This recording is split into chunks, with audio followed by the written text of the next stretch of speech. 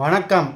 இப்போ குரு செவ்வாய் துரோகம், பண இழப்பு, பாரம்பரியத்துக்காக கௌரவத்துக்காக நான் இதெல்லாம் செய்வேன் அப்படின்னு சொல்லிட்டு ஏதாவது ஒன்று முதலீடு பண்ணுறது, தொழிலில் இறங்குவது, பங்கீடு, பங்குதாரர், நண்பர்கள் மூலியமாக துரோகம், இந்த மாதிரி செயல்கள்லாம் நடக்கும்னு சொல்கிறான்ல, அது எப்போ நடக்கும் அப்படின்னா, இப்போ கும்பத்தில் சனி இருக்கார். அவர் 3, 7, 11, 1, 5, 9 இந்த 6 ராசி, அதாவது மேஷம், மிதுனம், சிம்மம், துலாம், தனுசு, கும்பம், இந்த 6 ராசியில் குருவோ செவ்வாயோ உங்களுடைய ஜாதகத்தில் இருக்கும் பட்சத்தில் சனி கும்பத்தில் இருக்கிறார். கண்டிப்பாக உங்களுக்கு துரோகங்கள் இழக்கப்படும்.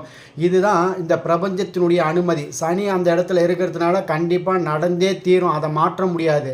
ஆனால் பெரிய அளவில் இல்லாத சின்ன அளவில் நீங்கள் வச்சுக்கிறது தான் இந்த வீடியோ. உங்களுக்கு எச்சரிக்கையாக இருக்கிறதுக்காக இந்த வீடியோ பதிவு பண்ணுறேன்.